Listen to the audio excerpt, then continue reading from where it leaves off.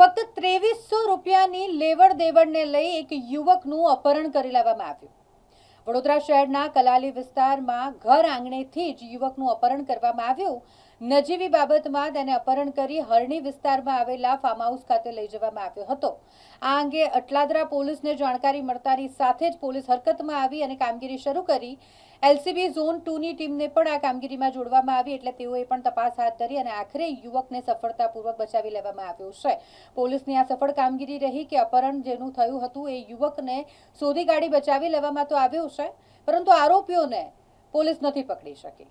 2300 રૂપિયાની લેવડ દેવડને લઈને જ આ યુવકને ઘર આંગણેથી અપહરણ કરી હરણીના ફાર્મ હાઉસ ખાતે લઈ જવામાં આવ્યો હતો તેવી માહિતી હાલ પૂરતી સામે આવી છે।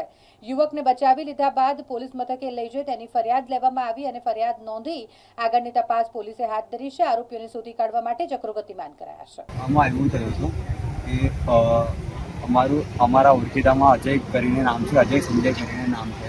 એ મારો એટલે ઓળખીતા છે, તો એ લોકો મને કામ આપ્યા કરે, ઘરનું કલરનું કામ આપ્યા કરે।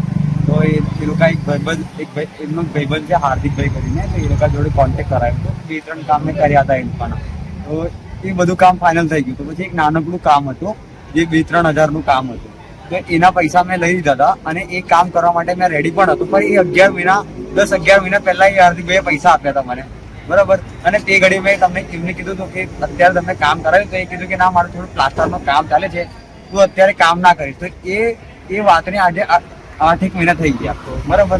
તો મેં વચ્ચે પણ એમને કોલ કર્યા હતા કે તમે કામ કરાવેલો, અત્યારે મારા જોડે કામ ટાઈમ છે અને માણસો હોય છે, પણ અત્યારે પછી 1 મહિના પહેલા એ લોકો હાર્દિકભાઈનું કોલ આવ્યું કે તમે મારું કામ બતાવી જાઓ। તો મેં એમને કીધું કે હું આવીશ, પણ મને વાર લાગશે કેમ કે અત્યારે મારા જોડે કામ વધારે છે અને માણસ ઓછા છે।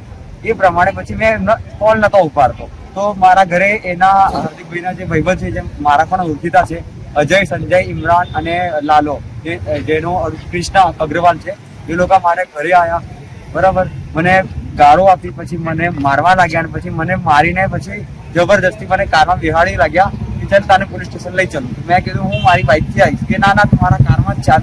એવી રીતના કરીને મને લઈ જતા હતા અને પછી મને ખબર પડી કે આ લોકો મને પોલીસ સ્ટેશન નતા લઈ જતા, બીજી જગ્યાએ કઈ લઈ જાય છે। પછી અડધા રસ્તાએ પછી એટલે મને લઈ ગયો, તો લોકોએ જોયું હતું કે મારા એરિયા વાળા, તો પછી મારા ફરિયાવાળાએ મારા ભાઈબંધો એ બધાને કીધું, તો મારા ભાઈબંધો મારા ઉપર કોલ બોલ બધું કરવા લાગ્યા। તો પછી ખબર પડી કે આ ભાઈએ મારું એટલે એવી રીતના કર્યું છે। પછી મારા ભાઈબંધોએ ખબર પડી, તો પછી મારા ભાઈબંધ લોકોએ જૈના ફાર્મ જે હરની કૃત્રિમ તલાવની બાજુમાં આવ્યો છે ત્યાં પોલીસ લઈને તે લોકો પહોંચીને મને બચાવ્યું છે।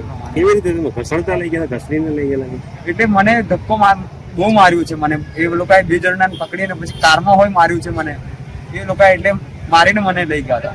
કેટલા લોકો હતા? એ લોકો ટોટલ 4 જણા હતા। તમારા મિત્રો છે આમાંથી? એટલે ઓળખીતા છે। ઓળખીતા છે। હા। શું માંગણી છે આપણી હવે? ન્યાય આપો 2-3 હજાર માટે ખાલી। આપણે એટલે એ લોકોનું મેં ઘણું બધું કામ કર્યું છે, પછી 2-3 હજાર માટે મારે છે એટલે મને બીજું કશું લાગે છે, આ નથી લાગતો। ક્યાં લઈ ગયા તમને? મને જૈના ફાર્મ લઈ ગયા હતા, ઘરની કૃત્રિમ તલાવની બાજુમાં। ત્યાં આગળ કોઈ કામ બાકી હતું તમારું? ના, કશું કામ એટલે એક કામ હતું પણ નાનકડું કામ હતું, એટલે એટલું મોટું બધું કામ નતું જેટલું ફાર્મ હાઉસ ઉપર કોઈ ફાર્મ હાઉસ ઉપર કશું કામ બધું આપ્યું હતું। એ હરની ગામમાં એક ઘર છે નાનકડું, એનું કામ થોડુંક રહી ગયું હતું ખાલી। અને એ વાત 11 મહિના જૂની વાત છે। એટલે મેં જયારે કહેતો હતો કે તમે મારા જોડે કામ કરાવો, અત્યારે મારા જોડે ટાઈમ છે, ત્યારે એ લોકો ના પાડતા હતા। એ લોકો એટલે પ્લાસ્ટર મજૂર નતા મળતા। અત્યારે મારી જોડે મારું પીક લેવલ છે, અત્યારે મારી જોડે ટાઈમ નથી, એટલા માટે હું કોણ હતો ઉપાડતો। આપનું નામ? મારું નામ રઘુ।